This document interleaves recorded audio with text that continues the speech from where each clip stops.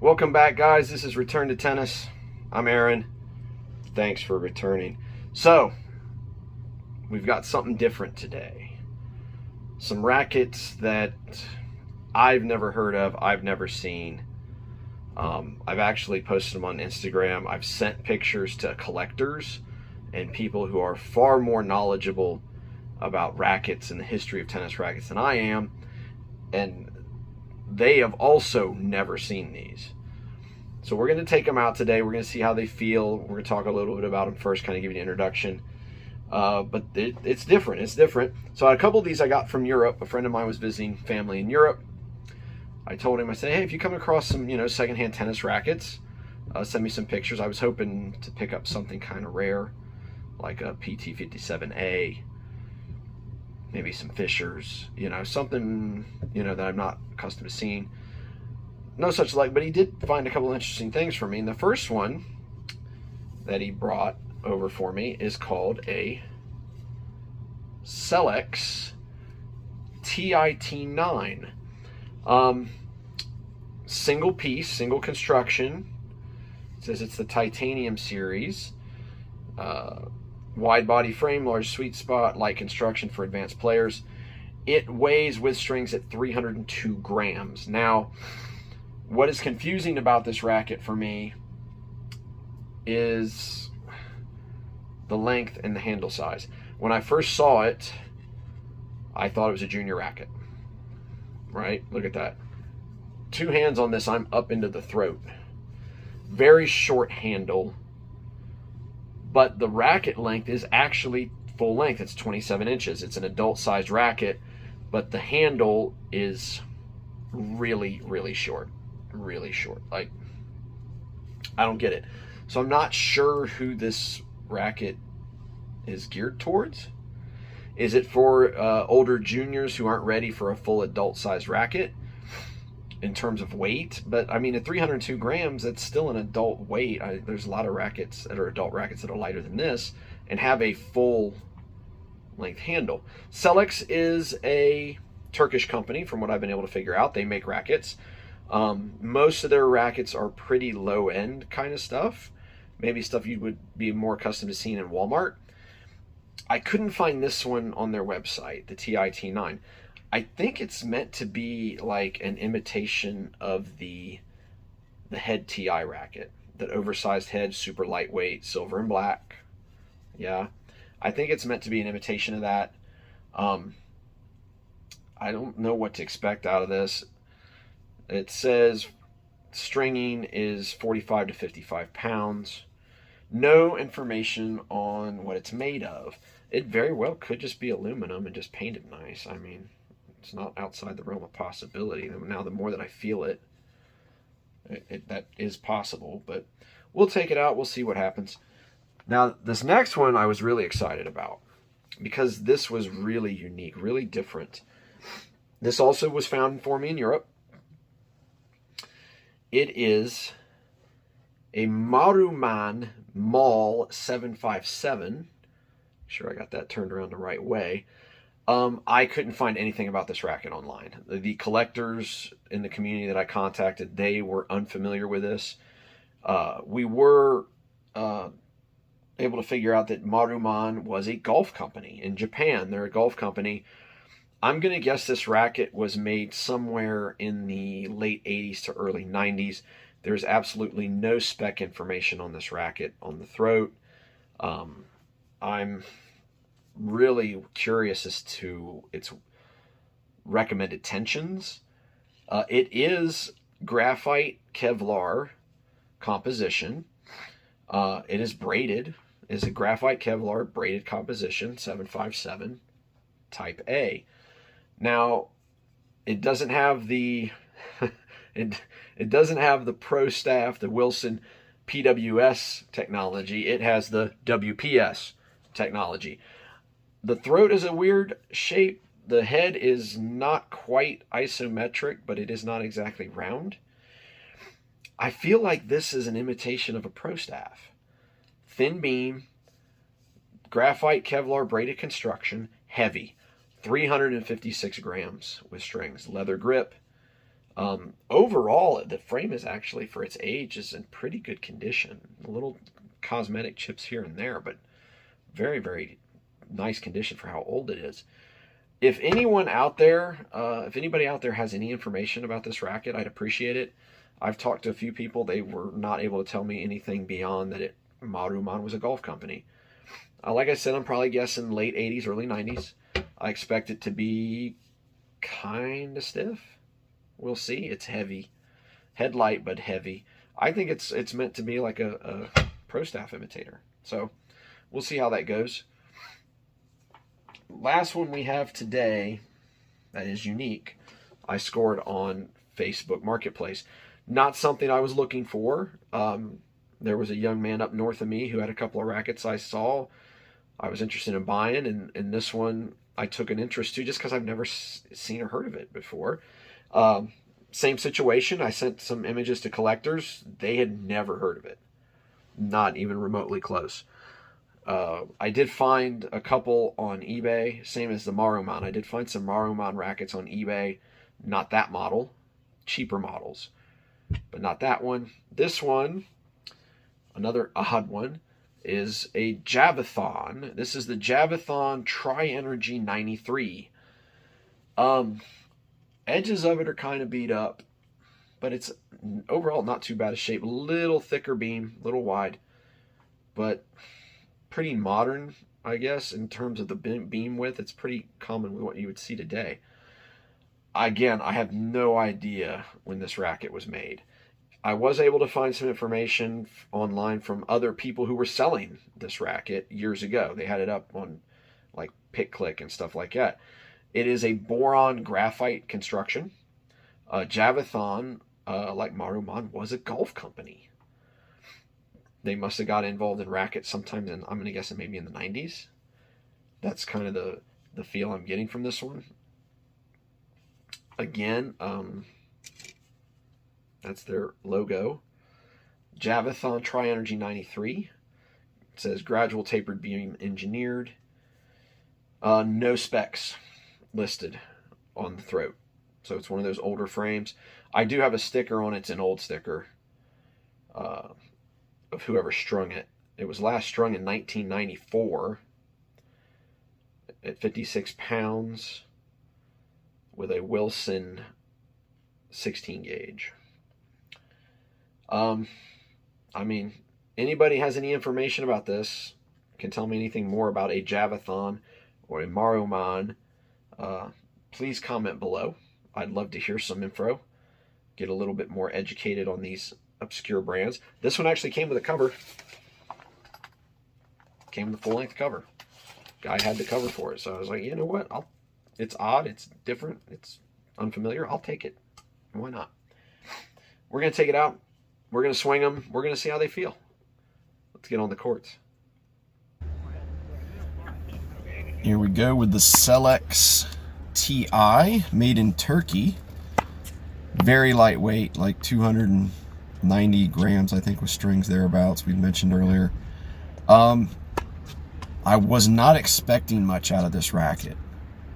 I was expecting it to feel kind of hollow, kind of cheap, unstable, unpredictable. I was really surprised, actually, at how well it hit. Backhands felt really good and actually fairly stable for a racket this light. Solid feeling stick. Grip is far too small. It's really short. Like I said, I'm not sure who this was designed for, but I really do feel that it was designed to be a direct competitor or an imitation of the Head TI.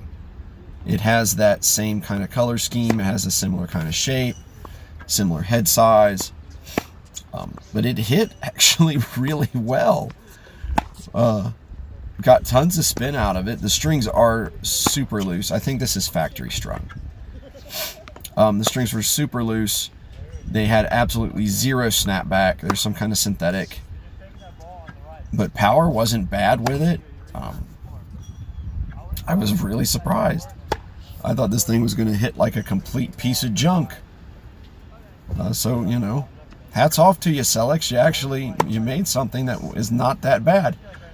It's the kind of racket that if you like the head TI, or if you're considering the head TI, but you don't want to pay that price tag, that higher price point, maybe see if you can hunt one of these down on eBay. It's the Selex TI 9, I think is what it's labeled. Titanium frame, it says it right on it. Super sweet spot, something like that, in the hoop. Slice backhands with this were amazing. Like, I hit some extremely nice slice backhands with this racket. But it was a big shock to me as to how it felt. I was really expecting it to feel like an absolute, bottom basement Walmart crap. That was a little wild one. You cannot put two hands on it comfortably. I mean, I tried a little bit. I couldn't put two hands on it. The grip is so short and so small on this that it was pointless for me to try to hit anything really two-handed. See, I'm like up on the throat when I grip it two-handed like that. You almost have to double layer your hands like you would with a golf club to fit both their hands on there. But yeah, it wasn't a bad racket. I was kind of surprised. I mean, really was.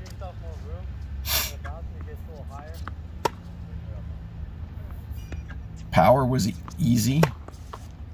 Like I said, spin was good, but I don't know if that's so much because of the racket or because of the looseness of the strings. But we're done with that one. We're only gonna hit about 40-50 balls a racket here, guys. That way we can save ourselves from a 40-minute video. We've moved on to the Maruman Mall 757. Again, not sure about this frame. Definitely, I think, meant to be like an imitation of a Pro Staff from the 80s, early 90s. But its head shape is a bit more isometric, like you would see with a Yonex. It's not exactly that, but you can see it has a little bit more squareness to it. It's not rounded as much as other frames. Solid frame, solid racket. Definitely a bit stiffer on this stiffer side for a frame. It had that same feel of my old Pro Staff, my 6.6.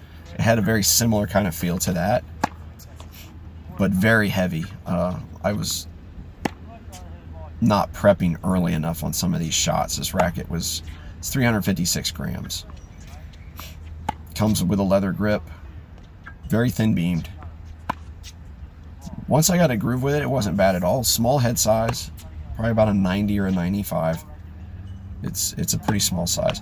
As I said, there's no specs on the frame, so if anybody has any information on this racket, I'd appreciate it. I don't know what it's supposed to be strung at tension-wise. I don't know what its balance is. I don't know its RA. I don't know its static weight. Again, nothing. And no one I've talked to that's a collector has seen one before, so not sure when it was made. I'm guessing it was late 80s, early 90s, just because of the design. But solid frame. I expected this one to be a pretty strong stick, like to be a really heavy player's kind of stick. And it is. It's thin beam, a lot of weight, moderate stiffness. We'll send that one wild. None of these rackets have been restrung. I'm hitting them with the strings that's in them. These aren't items I see going into my bag, so I didn't bother restringing them. I'm hitting them as is. And actually, I'm kind of...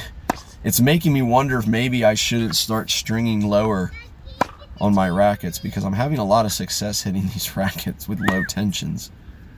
Because the strings on all these rackets I'm hitting today are pretty loose. That's a nice shot there. Like, just felt really solid coming through the ball. Notice I'm not hitting as much on my back foot today either, which is helping. But, I mean, not a bad racket. The Maruman Mall 757. Graphite Kevlar braided. So, doesn't even have the name of the company on the throat. Last up is the Javathon Tri-Energy 93 square inch head. This one came in with strings at about 340 grams. Boron graphite composition. I was really surprised how this racket felt. It felt very comfortable, very clean. I didn't feel much in terms of vibration. It's a nice frame, actually. How it feels is just really, really nice. It's smooth. No vibration in the frame. Really crisp kind of feel to it. I'd say it's probably about a mid stiffness. Hit really well. Like, it's a very, very surprising racket. It's a little bit of a wider beam than the other two, but it's not overly so. I mean, it's similar, I guess, to some of the beams you would see today in terms of width, but just really soft feeling racket, but not flexing. I wonder if that's because of the boron graphite layup. Oh, here we go. Machine shutdown. So jammed. It's crazy. The machine jams on us here probably twice inside of like 25 balls. Just honeycombs inside, nothing comes out. So get it back running. Let's try it again. Do have some more content coming this week. In addition to these vintage kind of rackets that we managed to get our hands on, we are also going to be hitting some older frames. Not quite as old as these, but some older frames. Things that you guys may be familiar with, though. Just felt solid hitting this racket. I'm really curious if anyone's familiar with the company. I'd like more information if you have any on Javathon.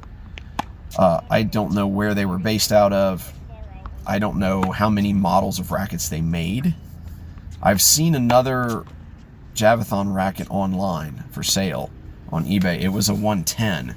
It was also a boron graphite composite. So I'm wondering if that was their thing, was just everything was boron graphite that they made. I don't know how long they stuck around, though. I've never had seen or heard of them until I picked this racket up. And I got this racket kind of local, which tells me they had to have had a U.S. market share at some point. It's just very small. I don't know where they sold out of. So if anyone out there has information on... Oh, here it goes. Already stopped pumping again. Oh, slinger bag really needs to... I hope in the newer models they've addressed this issue. It's just balls don't drop in. They get stuck on the sides and they basically pyramid each other and nothing drops in. Anyway, if anyone out there, if anybody viewing has information on the Maruman 757 in terms of specs, or the Javathon company or the Javathon rackets, and can maybe direct me somewhere, I would love to hear it.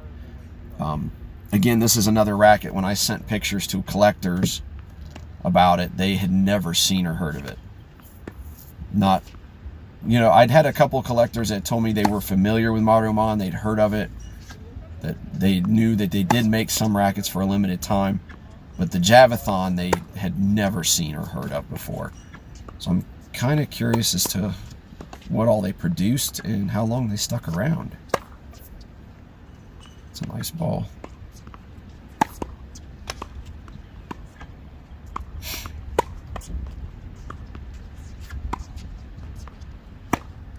Right at the tape. Come on.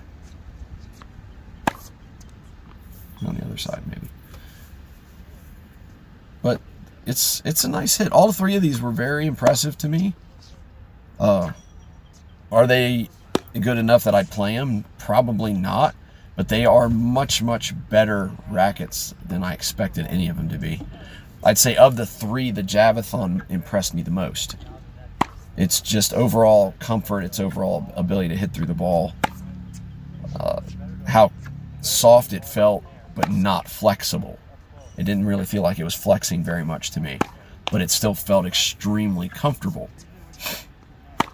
So it was definitely the winner for me today out of these vintage ancient rackets.